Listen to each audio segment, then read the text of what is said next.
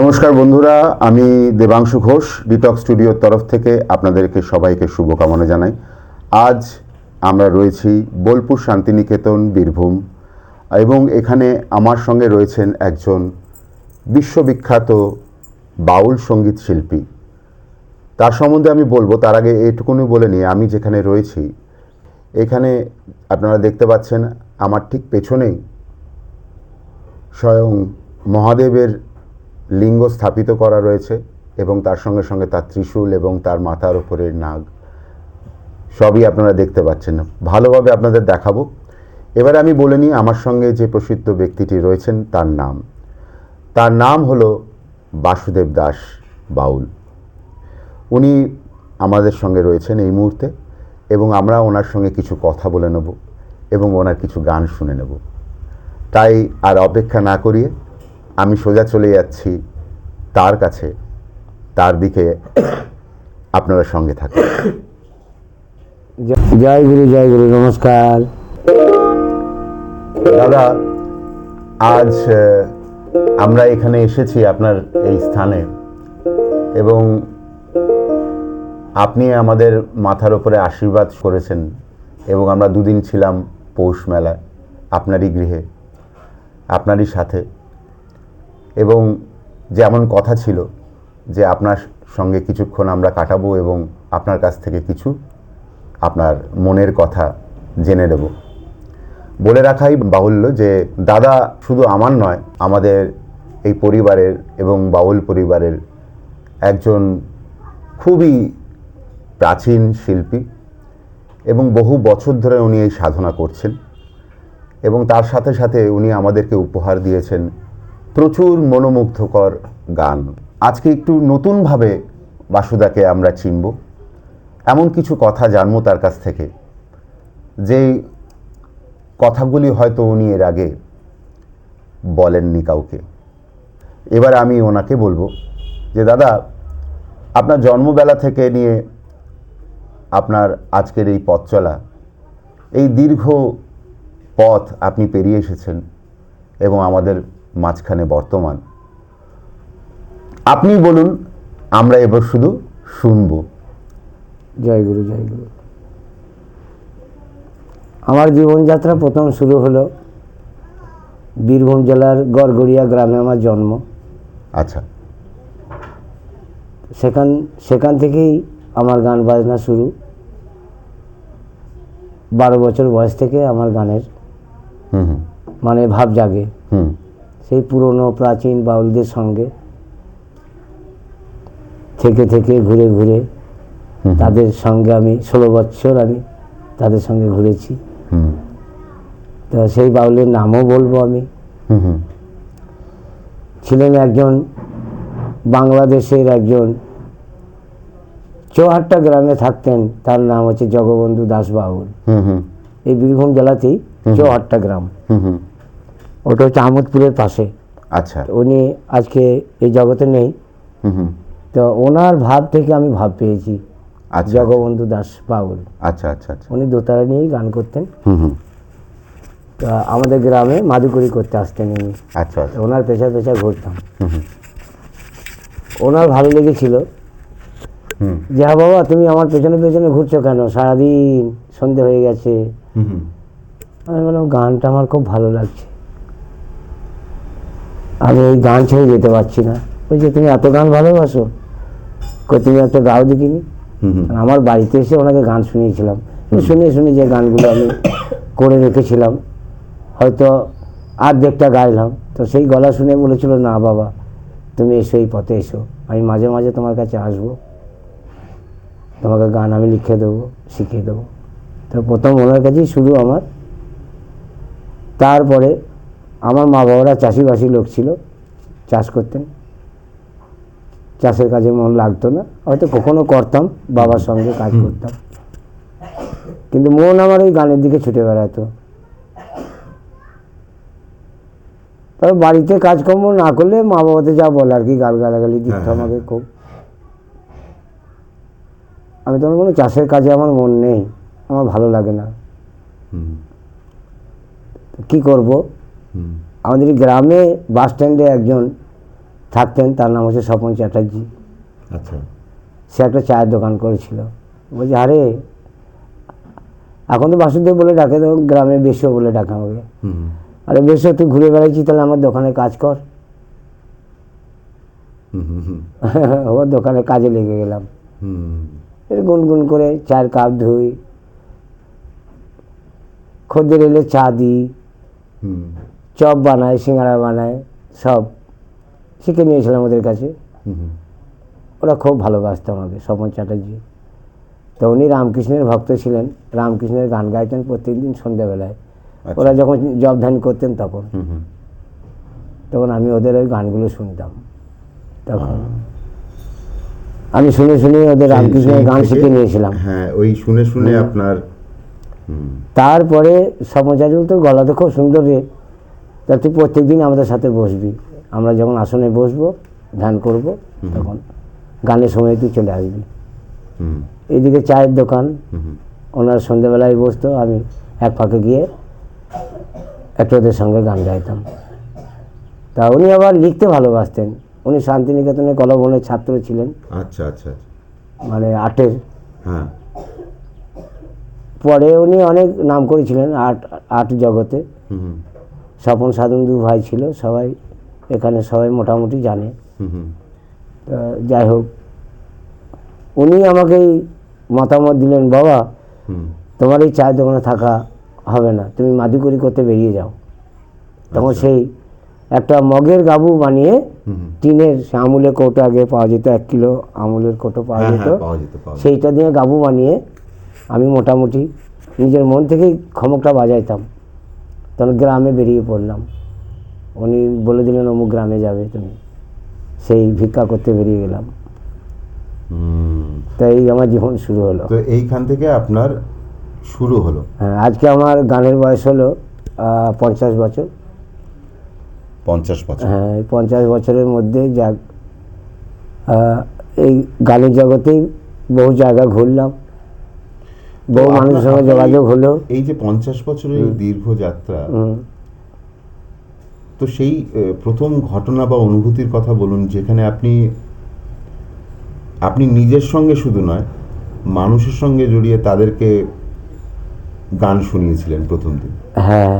আর সেই গান শোনানোর পর তাদের কি উপলব্ধি ছিল সে সম্বন্ধে যদি কিছু। হ্যাঁ, যেই গান শুনতো সেই বলতো, খুব ভালো লাগছে, তুমি গানটা ছেড়ো না, গানটা করে যেও বাবা।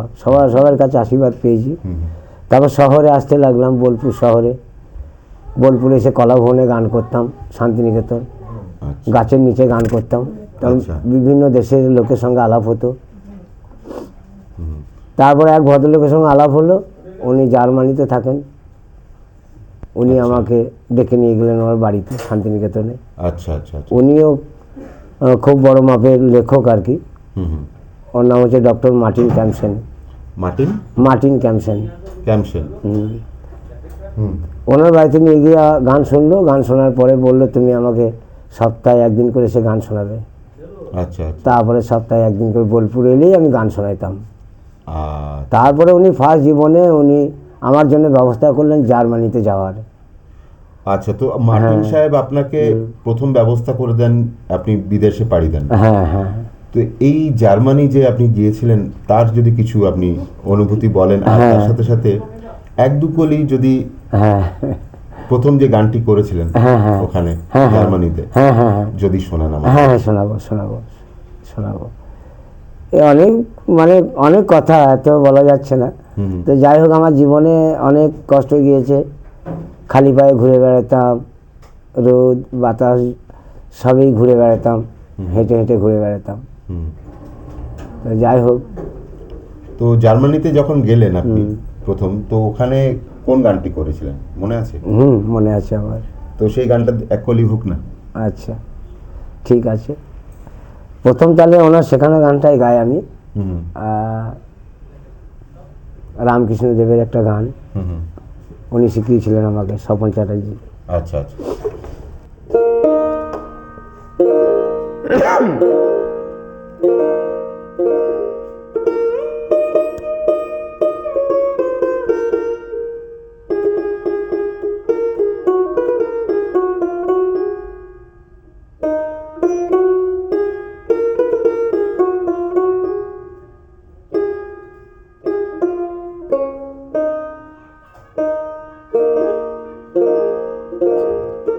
রাম কৃষ্ণ বলে রে মন আমার, রাম কৃষ্ণ বলে রে মন আমার, রাম কৃষ্ণ বল। রাম কৃষ্ণ রাম কৃষ্ণ রাম কৃষ্ণ বল। রাম কৃষ্ণ রাম কৃষ্ণ রাম কৃষ্ণ বল।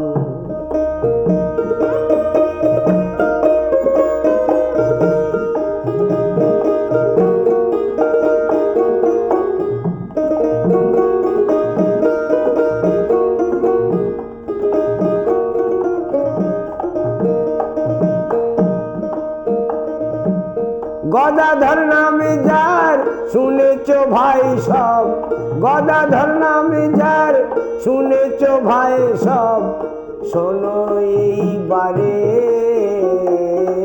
যুগের অবতার রাম কৃষ্ণ পরশে নাম ধরেছে। যুগের অবতার রাম কৃষ্ণ রাম কৃষ্ণ বল।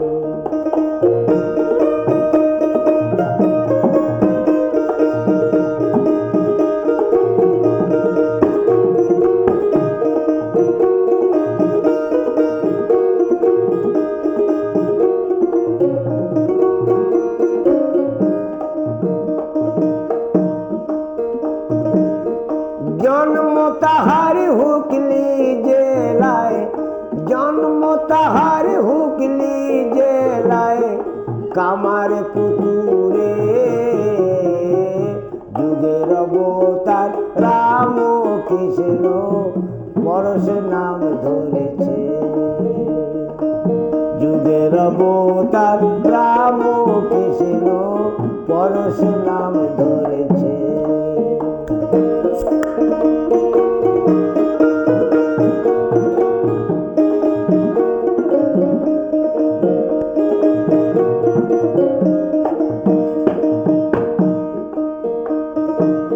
বিশ্বজননী শারদামণি, বিশ্বজননী শারদামণি, জননী সকলে।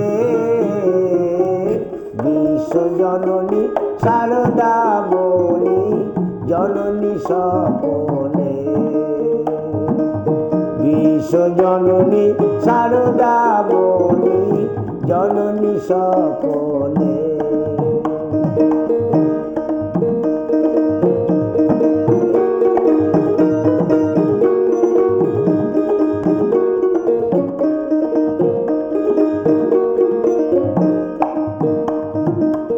বিশ্বজয়ী বিবেকানন্দ, বিশ্বজয়ী বিবেকানন্দ, মানবী দেহ প্রেমানন্দ, তুমি বড় সদানন্দ।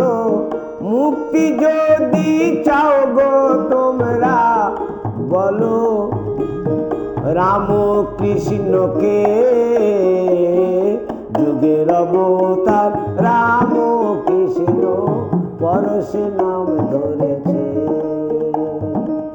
যুগের অবতার রাম কৃষ্ণ পরশে নাম ধরেছে। রাম কৃষ্ণ বলে রে মন আমার, রাম কৃষ্ণ বলে রে মন আমার, রাম কৃষ্ণ বল। রাম কৃষ্ণ রাম কৃষ্ণ রাম কৃষ্ণ বল।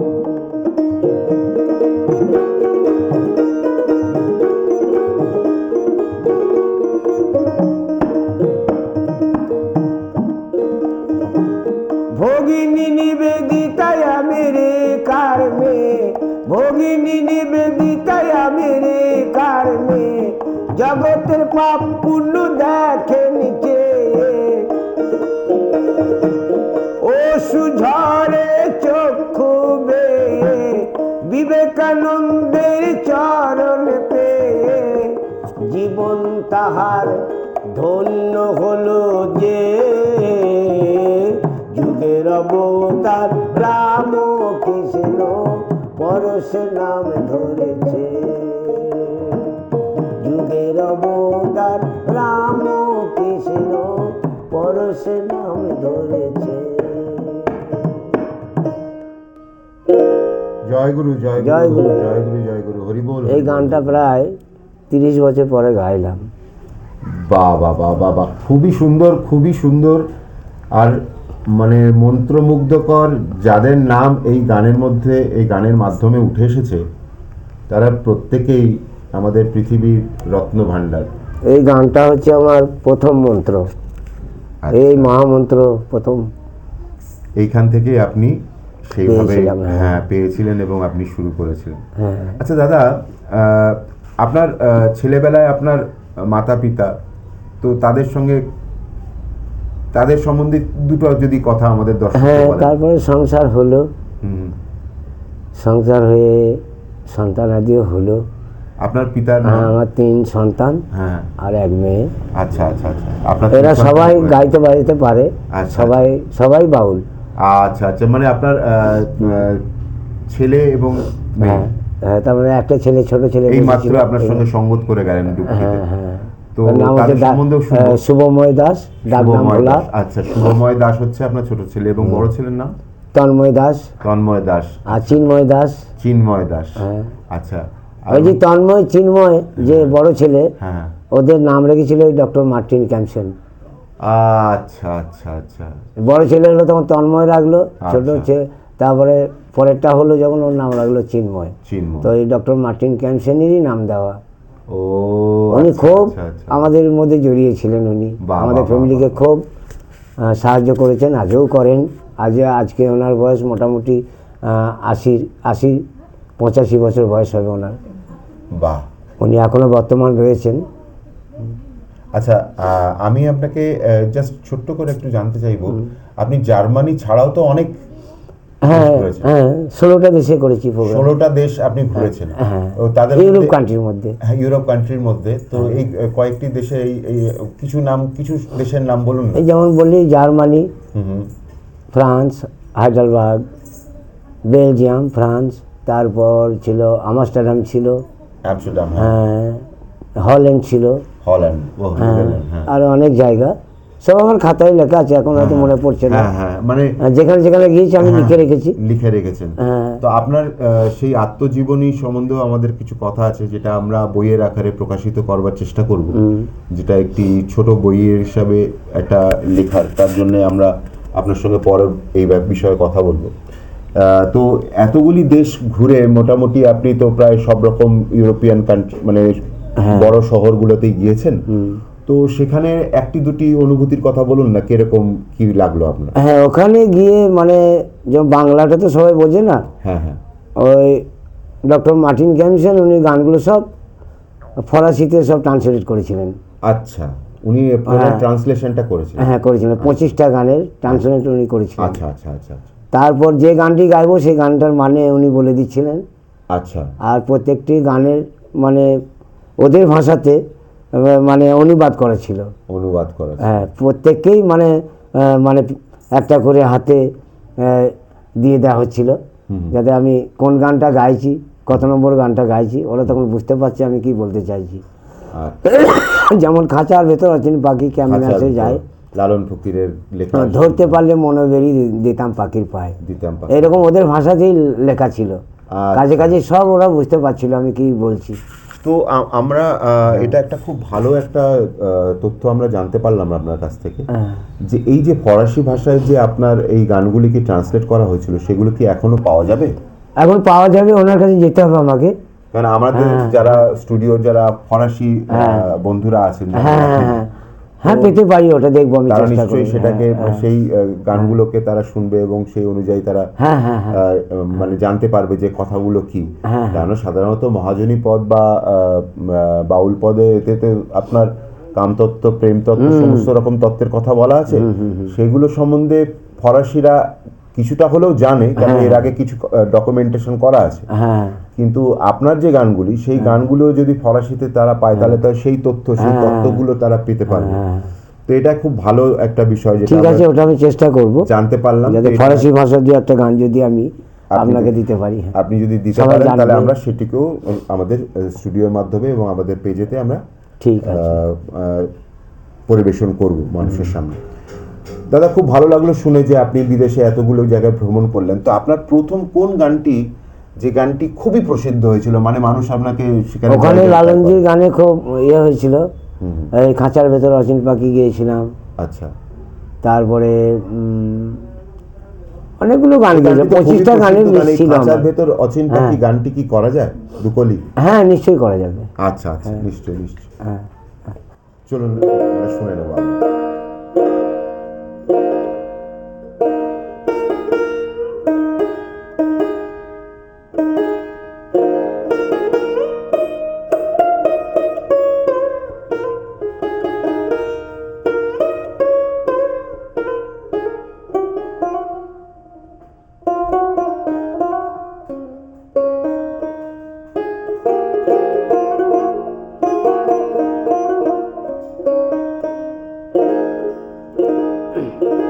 তারে ধরতে পারলে মনোবেরি আমি দিতাম পাখির পায়ে,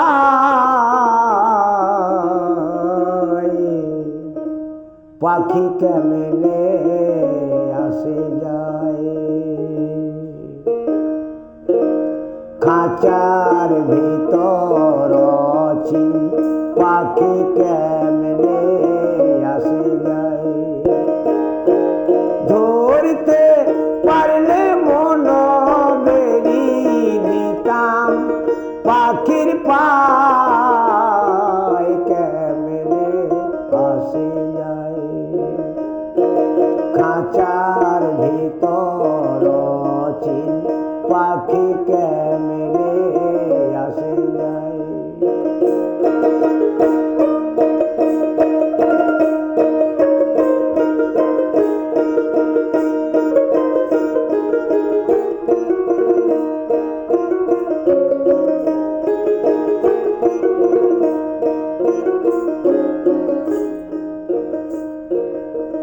আট কুঠুরি নয় দরজায় আটা মাঝে মাঝে ঝলকা কাটা আট কুঠুরি নয় দরজায় আটা মাঝে মাঝে ঝলকা কাটা তারু পরে সদর কোঠা তারু পরে সদর কোঠা আয়না মহল তাই কেমনে আসে যায়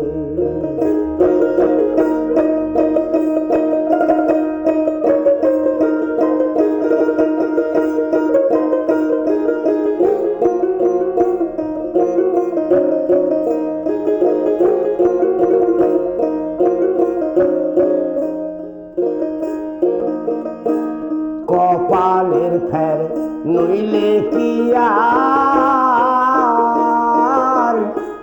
পাখিটির এমন ব্যবহার কপালের ফের নইলে কি আর পাখিটির এমন ব্যবহার খাঁচা খুলে পাখি আমার খাঁচা খুলে পাখি আমার কোনে বনে পালায় কেমনে আসে যায় পাখি কেমনে আসে যায়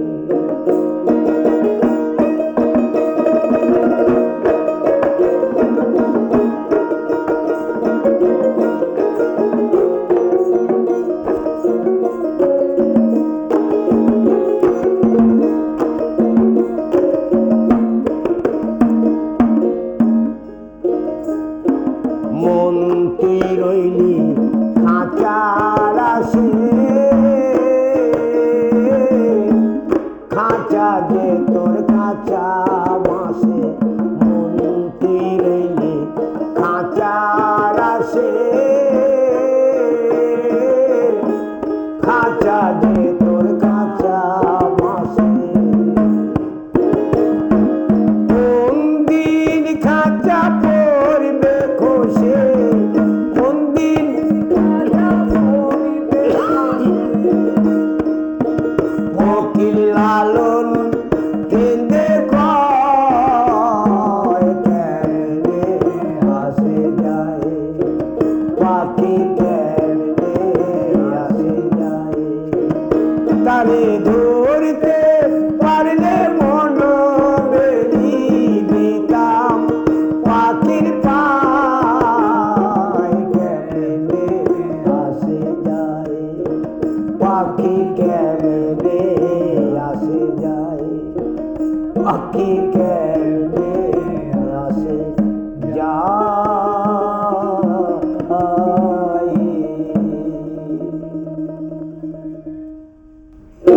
জয় গুরু, জয় গুরু, জয় গুরু। হরি বল, হরি বল। খুব সুন্দর লাগে এই গানটি। আমরা নানান শিল্পীর মুখে বহুবার শুনেছি, খুবই প্রসিদ্ধ গান, কিন্তু আপনার গলায় এই গানটি একটি অন্য মাত্রা পেল আমি মনে করি। জয় গুরু। তো দাদা, খুব ভালো লাগলো গানটা, তো খুবই ভালো লাগলো আমাদের আমাদের দর্শকদের তো নিশ্চয়ই ভালো লাগবে। এবারে আমি একটু ছোট্ট করে জানতে চাই, আপনি তো প্রচুর অ্যাওয়ার্ড পেয়েছেন, মানে আপনার এখানে অগন্তি মেডেল, অগন্তি আপনার ভান্ডারেতে অগন্তি সার্টিফিকেট, এবং সরকারের তরফ থেকে সব জায়গা থেকে আপনি সম্মান পেয়েছেন। তো দু একটি সম্মানের কথা আমাদের একটু বলুন, তার অভিজ্ঞতার কথা যদি একটু আমাদের বলেন, তাহলে আমাদের দর্শকরা শুনে খুশি হবে আশা করি। আর কি এগুলো মানে কি বলবো, এগুলো মানে নিজেকে ইয়ে করতে বেশ ভালো লাগে না আমার। পেয়েছি, হ্যাঁ, হ্যাঁ, তাতে যেগুলো পেয়েছি খুব আনন্দ পেয়েছি আমিও। যেমন বিশ্বভারতী থেকেও পেয়েছি অনেক ভালোবাসা সম্মান, হ্যাঁ, হ্যাঁ, কলকাতা, দিল্লি, বোম্বে, হ্যাঁ, কেরালা, হ্যাঁ, হ্যাঁ, ঢাকা, বহু জায়গাতেই সম্মান খাতির পেয়েছি। সব জায়গাকারই আমার মানে ইয়ে রয়েছে, আমার কাছে পরিচয়পত্র রয়েছে। এই আর কি, রেডিও, টিভি, এগুলো সবই। আমার এক সময় ক্যাসেটও বেরিয়েছিল, জিএমডি থেকে বেরিয়েছিল, আচ্ছা আচ্ছা, ম্যাগনে সাউন্ড থেকে বেরিয়েছিল, ম্যাগনেস সাউন্ড থেকে বেরিয়েছিল, আরও অনেক স্টুডিও থেকে বেরিয়েছে। যাই হোক, এই আনন্দ, খুব আনন্দে আছি। এবং কি বলবো দাদা, আজকে আমাদের দর্শকের কাছে একটি মানে কথা না বলেই পারছি না। হ্যাঁ, বলুন। দেখুন, মানুষ আমরা যারা বেঁচে আছি, আমরা সত্যি আমাদের নদীর মতন আমাদের চলমান এই পৃথিবী এবং আমাদের জীবন, এবং কোনো একদিন তো আমরা সকলেই সাগরে গিয়ে মিলাবো। তো কিন্তু কিছু নথি, কিছু ডকুমেন্ট যেগুলো রয়ে গেছে, তাছাড়াও এখনও এই সাগরের জল ফুরিয়ে যায়নি, এখনও অপরম্পার জল রাশি এর মধ্যে রয়েছে। তো আমরা আমাদের এই ডিটক্স স্টুডিওর তরফ থেকে আমরা এই আপনার কাছ থেকে একটি বিনীত অনুরোধ, যে আপনার সেই কিছু অজানা না জানা প্রচুর গান, সেগুলো যদি আমাদের স্টুডিওতে আপনি করেন, তাহলে আমরাও এবং আমাদের দর্শকরা সকলেই উপকৃত হবে। কেন এই আমরা হয়তো একদিন মিলিন হয়ে যাব, কিন্তু এই সঙ্গীত, এই সাগর, এই প্রত্যেকটি জল রাশি থেকে যাবে, আবার বৃষ্টির মতন করে মানুষের জীবনের মধ্যে জলরাশি দেবে। তো খুবই সুন্দর এই বক্তব্য। আপনার কাছ থেকে আমি এইটুকুনি জাস্ট আশীর্বাদ চাই, যাতে আমাদের দর্শকদের জন্য আপনি আরও কিছু গান আমাদের স্টুডিওর পরিবেশে আরও সুন্দরভাবে, আরও মিউজিক অ্যারেঞ্জমেন্টের সাথে কম্পোজিশনগুলো যদি আমাদের তাদেরকে দেন, সারা বিশ্বের যত আপনার শ্রোতারা আছেন তারা ধন্য হবেন এবং তাদের ভান্ডার আরও সমৃদ্ধ হবে। তো দাদা, এই গানটি তো বহু প্রসিদ্ধ একটি গান, কিন্তু আপনার মনের কাছের একটি গান, ঠিক আছে, যে গানটি মানে আপনার সবচাইতে গাইতে ভালো লাগে, আপনারই লেখা, আপনারই সুর দেওয়া, এরকম কোনো একটি গান যদি আমাদের দর্শকদেরকে আপনি শোনান। ঠিক আছে। এই গানটি লিখেছেন, যেটা গাইবো, আনন্দ গোপাল সাহা বলে একজন, উনি লিখেছেন। আচ্ছা, সুরটা আমারই দেওয়া। হ্যাঁ, তা আমি ওই গানটি গেয়ে শোনাচ্ছি। একজন বৃদ্ধ মানুষ বলছে যে আমার শেষ বিয়েটা কবে হবে, সেই ভাবনা চিন্তা। আচ্ছা। একজন মানে কি বলবো, সে হয়তো চলে যাবার সময় হয়েছে, তাই সে তার সেই ভাবনাটা এসেছে আর কি। তা সেই বৃদ্ধ মানুষটি কি বলছে? হ্যাঁ, তো এই গানটি শুনে নেব।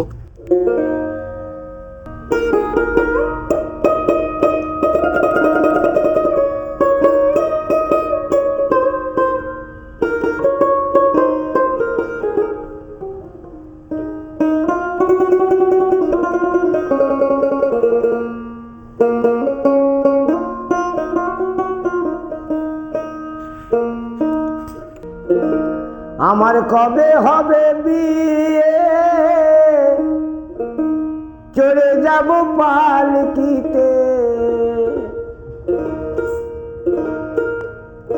কারো সঙ্গে কোনো কথা হবে না।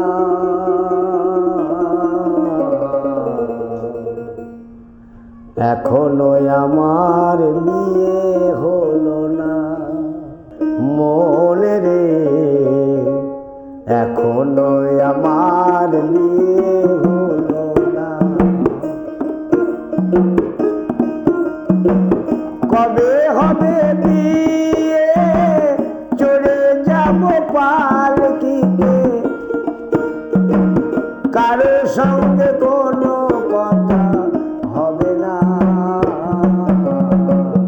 এখনো আমার বিয়ে হলো না, মনে রে, এখনো আমার বিয়ে হলো না।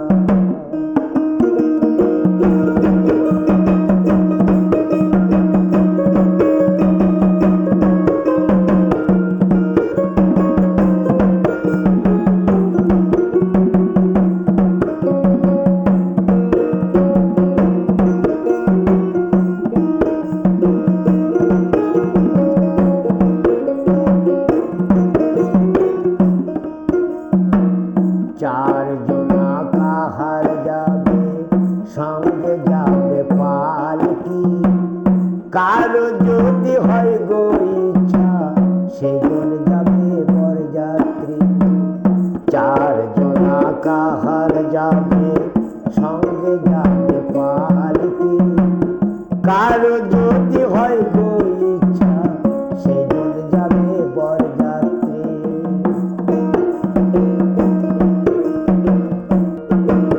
মদ খেয়ে বলবে হরি, বাজবে বিয়ের বাজনা, এখনো আমার বিয়ে হলো না, মনে রে, এখনো আমার বিয়ে হলো না।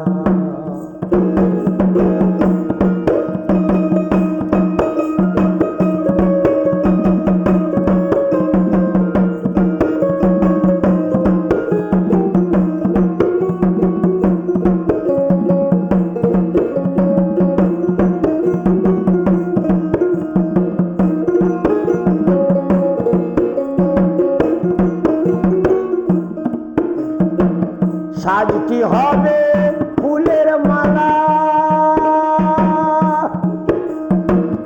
মিটবে সেদিন বিয়ের জ্বালা গো। সাজটি হবে ফুলের মালা, মিটবে সেদিন বিয়ের জ্বালা। ফুলে সজ্জা দেহের মিলন, ফুলে সজ্জা দেহের মিলন, শ্মশান হবে বিছানা, এখনো আমার বিয়ে হলো না, মনে রে, এখনো আমার বিয়ে হলো না।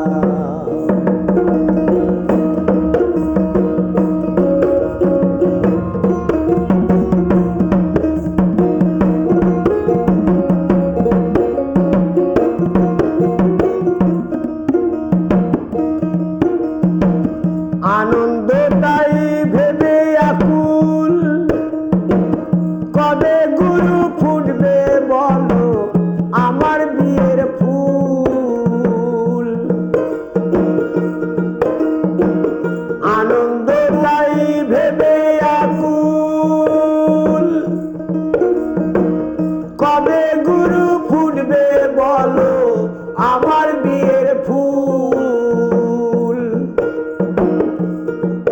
বিয়ে দেখবে সবাই, বিয়ে দেখবে সবাই, আমার দেখা হবে না, এখনো আমার বিয়ে হলো না, মন রে এখনো আমার বিয়ে হলো না। কবে হবে বিয়ে, চলে যাব পালকিতে, কারো সঙ্গে কোনো কথা হবে না, এখনো আমার বিয়ে হলো না, মন রে এখনো আমার বিয়ে হলো না।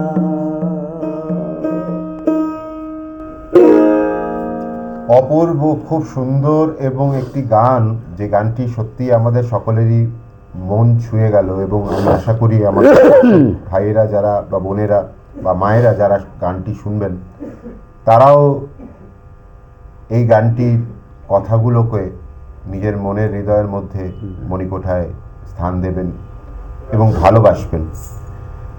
দাদা, আপনি চলচ্চিত্রে গান করেছেন, বাংলা চলচ্চিত্রে গান করেছেন, আপনার গান বাংলা চলচ্চিত্রে স্থান পেয়েছে। সেই গানটি প্রচুর মানুষের প্রেম এবং ভালোবাসা পেয়েছে, এবং এই গানটি কিভাবে চলচ্চিত্রে গেল এবং সেই গানটি যদি আমাদের দর্শকদের সামনে আচ্ছা দুকলি শোনান। চঞ্চলদার যে সিনেমাটি হলো হাওয়া সিনেমায়, এটাই একটা গেয়েছি, ওই 8টা বাজে দেরি করিস না, ওই গানটা গেয়েছি। হ্যাঁ হ্যাঁ এছাড়া আমাদের এখানে মানে বাংলা যেটা বেদিনীর প্রেম, হ্যাঁ হ্যাঁ হ্যাঁ এটাতেও আমি গান করেছি। হ্যাঁ হ্যাঁ বেদিনীর প্রেম যে সিনেমাটা সিনেমাটি। ওটা করেছি, সিরিয়ালে কিছু সিরিয়ালেও প্রোগ্রাম করেছি, এবং যে সোনার হরিণ, যেটা প্রথম সোনার হরিণ, সেখানেও আমার গান আছে, হ্যাঁ, আরো হ্যাঁ, কিছু সিরিয়ালে গান আছে। আছে আছে, আপনার প্রচুর গান রয়েছে। ঠিক আমরা আছে, আমি আজকে একটু বেশি কষ্ট শোনাচ্ছি। দেবো না।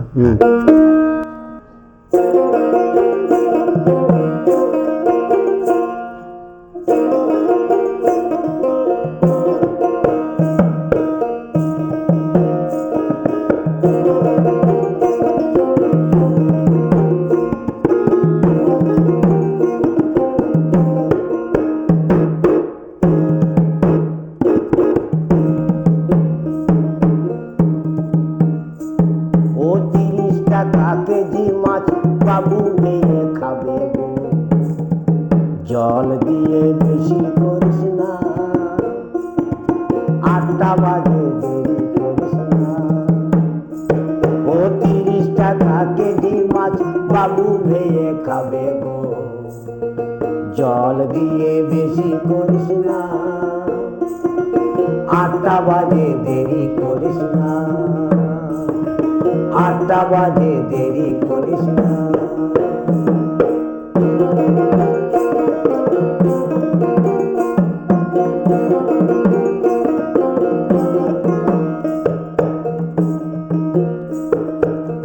রূপালী মাছের মতো গরু পাহাড়ে, কালো দিঘির কালো জলে রূপের বাহারে, রূপের বাহারে, রূপের বাহারে।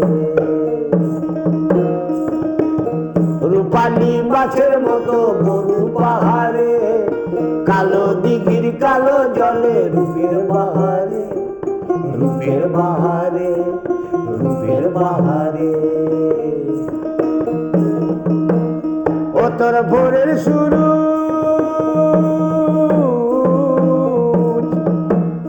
ও তোর ভোরের সূরজ কপালে তোর সিঁদুর হয়ে যাবে, কারো দিকে নজর লাগাস না, কারো দিকে নজর লাগাস না। ও 30 টাকা কেজি মাছ বাবু ভেয়ে খাবে গো, জল দিয়ে বেশি করিস না, 8টা বাজে দেরি করিস না।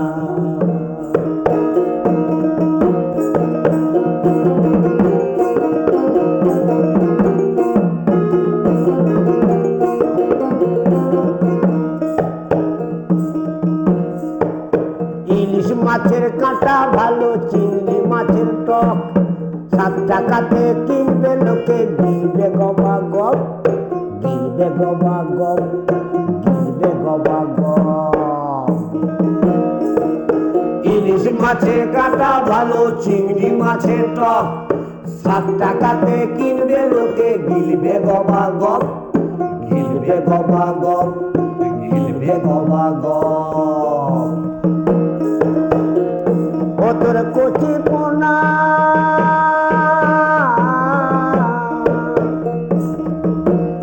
ও তোর কচি পোনা বেছে বেছে হাটে বেচা হবে গো।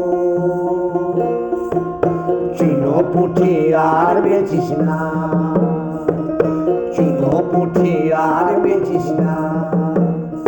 ও 30 টাকা কেজি মাছ বাবু ভেয়ে খাবে গো।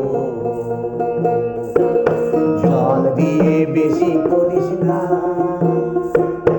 8টা বাজে দেরি করিস না, 8টা বাজে দেরি করিস না, 8টা বাজে দেরি করিস না। জয় গুরু। এই গানটি লেখা হচ্ছে মনির উদ্দিন আহমেদ। উনি বীরভূম জেলার সিউড়ি শহরে থাকেন। বাহ বাহ বাহ, মনির উদ্দিন আহমেদ, মনিরুদ্দিন ওনার আহমেদ। লেখা। এই গানটি প্রায় 40 বছর আগে লেখা হয়েছে। আচ্ছা আমি ছোটবেলা থেকেই গাইতাম। আচ্ছা, তো যাক, এই গানটি একটু মানুষের কাছে পৌঁছে গেল, সেটাও আমার খুব আনন্দের ব্যাপার। নিশ্চয়ই জয় নিশ্চয়ই। গুরু, মানে জয় গুরু, সত্যি জয় গুরু। বলতে যে গানটার যে কথাগুলো, সেই কথাগুলো এত সুন্দর করে বাছা এবং এত একজন সুন্দর করে তার মানে বন্ধন। মাছ ব্যবসা করে, তার জীবনের হিস্ট্রি এবং সংসারের, হুম তার সুন্দরী বউকে বলছে, হুম সে মাছ বেচতে যায় পাড়ায় পাড়ায় ঝুড়িতে করে। হুম হুম তা তার সুন্দরী বউকে বলছে যে, ওগো তুমি তাড়াতাড়ি বেরিয়ে যাও, 8টা বাজে দেরি করো না। হ্যাঁ হ্যাঁ, বেশি বেলা হয়ে গেলে রোদে তোমার রংটা খারাপ হয়ে যাবে। হ্যাঁ হ্যাঁ, তুমি তাড়াতাড়ি মাছ বেচে, যদি মাছ নষ্ট হয়ে যায় চুনো পুঁটিগুলো বেচে ফেলিয়ে দেবে, তার থেকে যেগুলো ভালো আছে সেগুলো বিক্রি করবে, কিন্তু জল দিয়ে বেশি করো না, কেউ ঠকিও না। হ্যাঁ, একদম। এই আর কি সংসারের একটা একটা স্বামী স্ত্রীর আলোচনা আর কি। কথোপকথন আর কি। জয় গুরু জয়। মানে খুবই ভালো লাগলো দাদা, আজকে আপনাকে অসংখ্য ধন্যবাদ। আমরা পৌষের মেলায় 2025-এ নমস্কার, নমস্কার। ভালো এসেছি থাকবেন। এবং আপনার সঙ্গে থাকবার আমাদের সেই অবকাশ হয়েছে, এবং তার সাথে সাথে আপনার এই সুন্দর মধুর সঙ্গীত পরিবেশনা আমি মনে করব আমাদের দর্শকদেরকে সমৃদ্ধ করবে, এবং তাদের পছন্দ তো হবেই। আমার তো খুবই আনন্দ হচ্ছে, কি করে আমি আর সেটা প্রকাশ করব, এর চাইতে বেশি প্রকাশ করবার মতন এই মুহূর্তে পারছি না। জয় গুরু। আরও ভালো আনন্দ হবে যখন আপনাকে আমাদের স্টুডিওতে পাবো, সেখানে আপনার সঙ্গে কিছু গান আমরা রেকর্ডিং করতে পারবো, দর্শকের কাছে পৌঁছে দিতে পারবো। বন্ধুরা, এতক্ষণ আপনারা শুনলেন বাসুদেব দাস বাউলকে, এবং ডিটক্স স্টুডিওর তরফ থেকে আমাদের তাকে শত সহস্র কোটি প্রণাম, এবং আশীর্বাদ করুন যাতে আমাদের স্টুডিও আরও বড় হয়। এবং এই যে গানগুলি আপনাদের কাছে পরিবেশন করলেন আজকে আপনাদের সামনে, আমাদের ক্যামেরার সামনে, সেই গানগুলো আপনাদের কাছে পৌঁছে দিতে পেরে আমরা নিজেদেরকে ধন্য মনে করছি। আর আমরা মনে করি দাদার সঙ্গে আমাদের আরও ভবিষ্যতে আরও ভালো ভালো গান আপনাদেরকে উপহার দিতে পারবো। পৌষের মেলা খুব সুন্দর কাটলো। কালীতলাতেও গিয়েছিলাম, ওখানে মায়ের পুজো দিয়েছি, এবং সেই মায়ের পুজো দেওয়ার যে সিঁদুর এখনো মোছেনি, কিন্তু এখনো আমার কলায় মানে সকালবেলা স্নান করেছি, কিন্তু মা বলছেন তোর আমার আশীর্বাদ তোর কলকাতা অবধি তোর সঙ্গে যাবে। তো সেই সিঁদুর আমার মাথার মধ্যে কিন্তু এখনো পাচ্ছে, আপনারা দেখতে পাচ্ছেন। তো খুব ভালো কাটলো, শান্তিনিকেতনে খুব আনন্দ হলো। সহস্র কোটি মানুষ এখানে তারা এসেছিলেন, এবং এখানে যাত্রাপালা থেকে আরম্ভ করে বহুরূপীর গান থেকে আরম্ভ করে ঢাকবাদ্য এবং লাঠি খেলা সমস্ত কিছু আপনাদের সামনে পরিবেশন করেছি। একটা কথা আমি আর একটু বলে নিতে চাই, এইটা কাটবো না কেন, রাখবো, কেননা আরেকজন মনের মানুষের সঙ্গে আমাদের আলাপ হয়েছে, তিনি আমার পেছনে বসেছিলেন এবং দাদার সঙ্গে কিন্তু উনি ডুবকিতে সঙ্গত করেছেন। গৌরদা শান্তিনিকেতনে আমরা ওনার গৃহেই ছিলাম 2 দিন, এবং উনি আমাদেরকে তার আশীর্বাদ এবং ভালোবাসা দিয়েছেন। আমার খুব কাছের বন্ধু, দাদার খুব কাছের বন্ধু, এখন থেকে আমাদেরও খুব কাছের বন্ধু হয়ে গেল। ওনাকে আমি আমন্ত্রণ জানাচ্ছি ডিটক্স স্টুডিওর তরফ থেকে, আমাদের স্টুডিওতে আসুন দাদা। এবং আপনি গান করেন, এই ব্যাপারটা এত সুন্দর করে আমি প্রকাশ পেল, এটাও কিন্তু আমাদের কাছে একটা রহস্যময় ব্যাপার। এই রহস্য কিন্তু আমরা উদ্ঘাটন করব যখন উনি আমাদের বাড়িতে আসবে। হ্যাঁ, তো নারায়ণদা, আপনি দুটো কথা আমাদের জন্য বলে দিন, কেমন কাটলো আপনার এখানে পৌষের খুব ভালো মেলা? লাগলো আপনি আসার জন্য, আমাদের খুব ভালো লেগেছে। আপনি আবার আসবেন, আনন্দক্ষণে যাওয়ার চেষ্টা করবো আমরা। নিশ্চয়ই নিশ্চয়ই, আপনাদের শুধু আমাদের ওখানে নয়, আর আমরা অনেক জায়গায় যাব একসঙ্গে এবং গান করব, কি বন্ধুরা? ঠিক আছে, ঠিক আছে। তাই তো আপনারা আমাদের সঙ্গে রয়েছেন বলেই আমরা এখানে রয়েছি। আরও ভালো ভালো কন্টেন্ট নিয়ে আসবো আপনাদের সামনে। আমি দেবাংশু ঘোষ, ডিটক্স স্টুডিওতে শান্তিনিকেতন বোলপুর থেকে নমস্কার জানাই এবং শুভকামনা জানাই। নমস্কার। জয় গুরু।